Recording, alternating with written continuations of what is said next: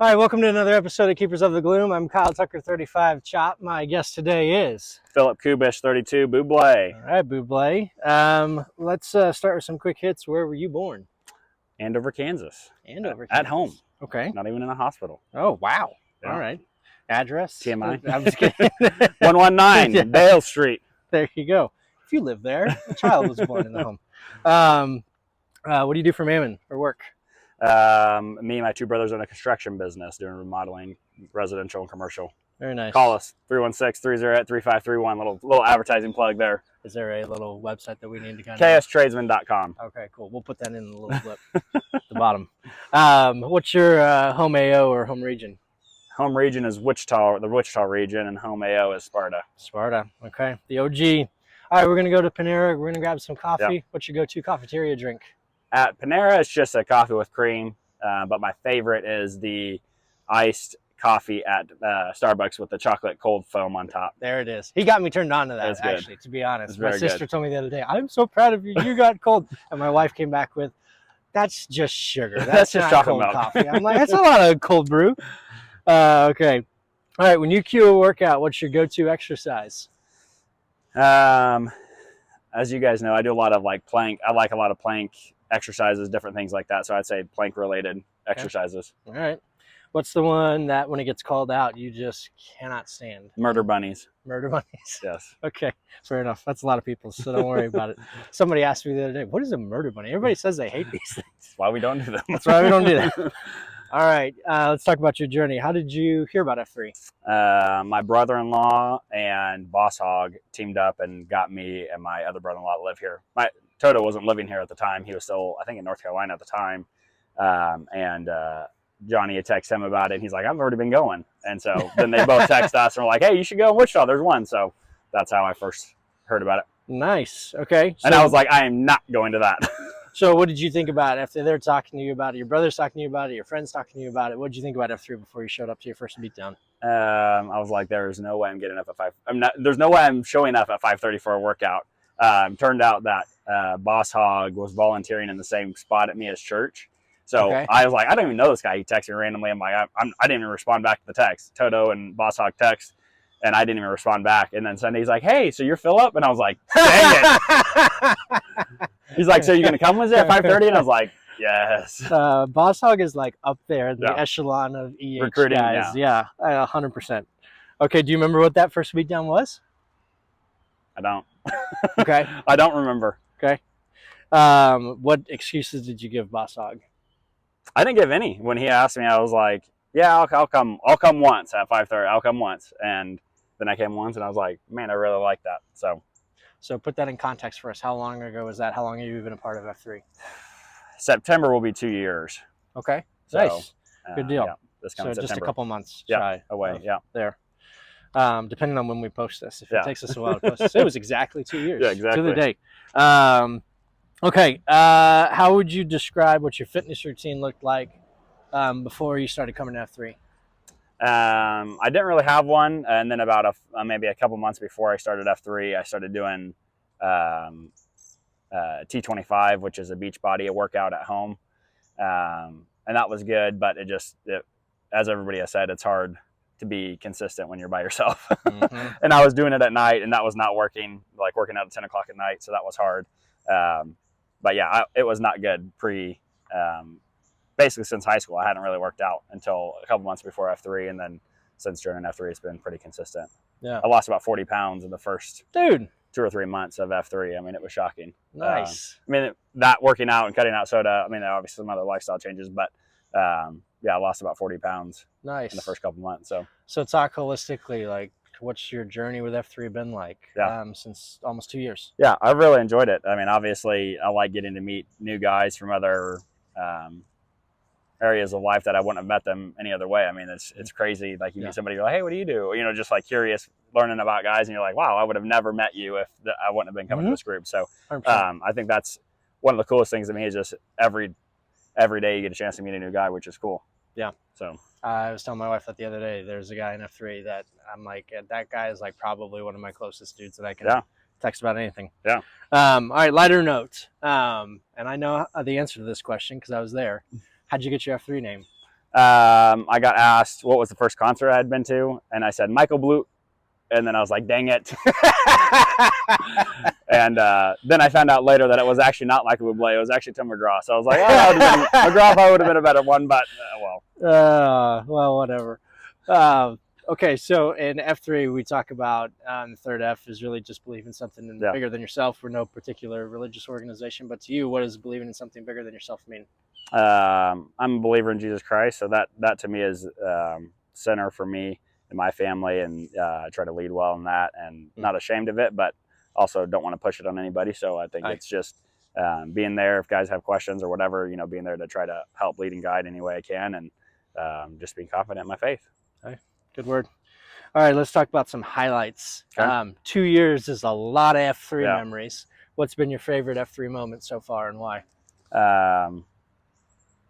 I think it's got to be the F3 trip last year. That was really fun. Even though I was hurt, I couldn't do some of the activities and stuff like that. It just was a good time. It just magnifies the bond that you get to create here on a daily basis, but just to the max, because you're sharing a floor with somebody else, literally a floor, sleeping on the floor. So I don't know. It was just a fun time to get to know a lot of the guys a little bit deeper. And so that was a lot of fun. I really enjoyed that. Sad I missed this year's, but yeah, last year's probably was the highlight for me. Good. Where was last year's? Colorado. Yeah. Okay. Can't even think of where. Glenwood Springs, Colorado. Okay. Yep. Cool. So you talked about the weight loss that you've had. Yep. What other health benefits have you seen since joining F3? Oh, I'm just a happier person when I work out. My wife's like, go back to F3. You need to go work out. It's a good stress reliever for me, just getting the day started right. Yeah. And it's funny. I told my wife, I'm like, if I don't get up at 4:50, or whatever, 5 o'clock or 5:30 on a Saturday, I was like, I get up at like 7 and I just feel tired. Versus if I get up at like 4:50 or 5, I don't feel tired. I don't know why. But it's definitely a big difference in my mood and everything. That's, other than obviously, like you said, the health benefits, that's probably the biggest one for me, is my mood. Yeah. So not as moody. Kind of transition on that. What about the mental health benefits that you've seen since joining F3? Well, I mean, it's similar. I mean, just being able to have more patience. I mean, it's pretty impressive, the difference I can see on an F3 day versus on an F3 day, and my patience level and how I can handle setbacks in the day and all that stuff. I mean, it's wild. We always talk about it being the hardest part of our day, but it's a reality for me for sure. Like, it's like, okay, I did that. Like, I'm good to go for the day. So, okay. All right, let's go back to most memorable. What's the most memorable beatdown you've had? I think it has to be Boss Hogg's 40 Minutes of Hell. The first time that we ever did that. Because we were one of the only, maybe one or two groups that actually finished all the exercises, and I mean, I was dying, and I had been coming for a while. This was like maybe 6 months into me coming, and I was like, what have we been doing? Like, I don't even feel prepared for this. It was a lot. This was like February, March, so it was still cold. Yeah. But it wasn't like warm yet. And there were multiple guys. There were probably like 6 or 7 guys that just stripped their shirts off. They were so hot. It was awful. Because it was just, we were going hard. I remember that one. Yeah, it's a good one. Okay, what is a beatdown that you've cued that you're most proud of? And how would you describe your style, other than planking?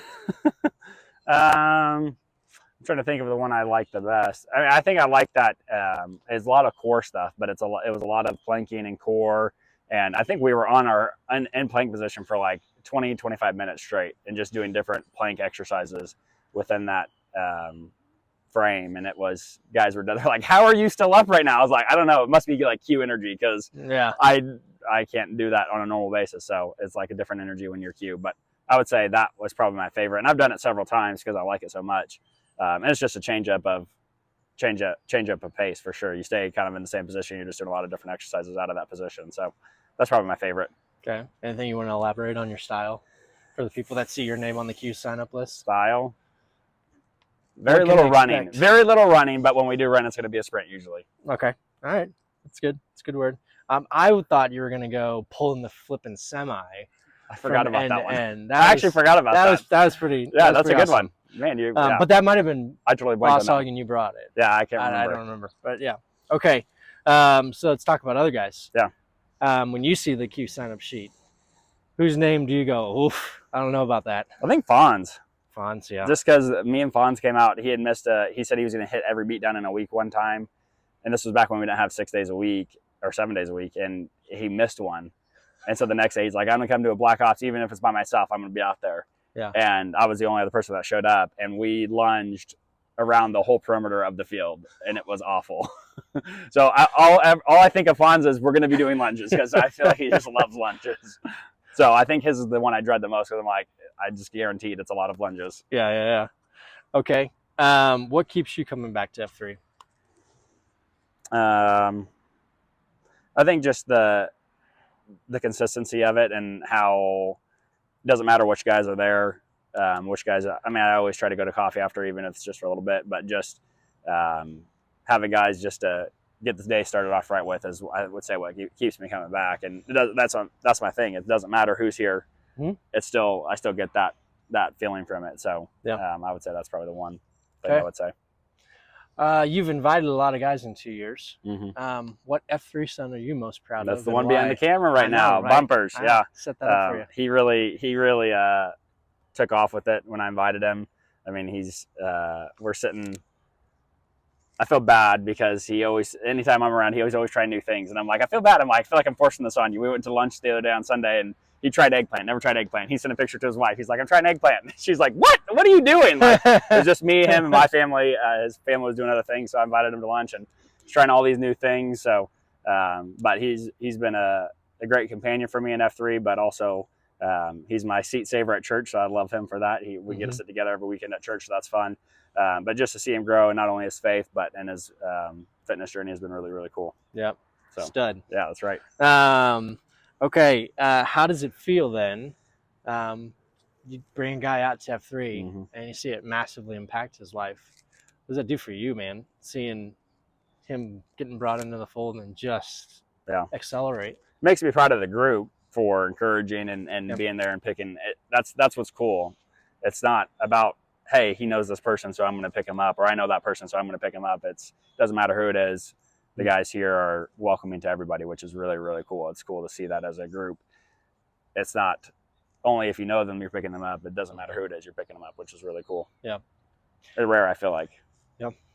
So we say this a lot, that term high impact man. Yeah. Everybody, I believe, is a high impact man. It's the decisions you make that determine whether or not it's a positive high impact or a negative high impact in your family, in your community. When I say high impact man, who's the guy that comes to mind in the Wichita region?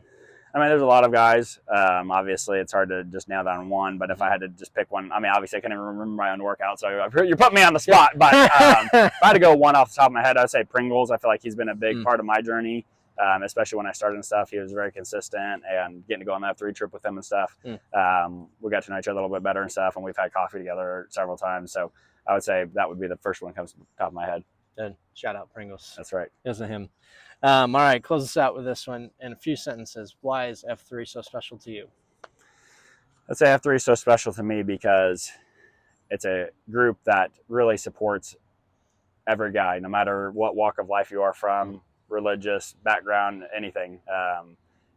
It's crazy to hear the different job titles that we have in here and just see the different spectrum of variety of guys that we have, and everybody is working together and picking each other up. And I feel like that's why it's so special to me, because it doesn't matter your status anywhere else in life. Like, we're just a group of guys working out together here, which I really, really like. So that's what it is to me. Awesome. Cool deal. Well, we appreciate you. Yeah. Thanks for doing this. Thank you. This has been another episode of Keepers of the Gloom. To learn more, visit f3wichita.com. Bye.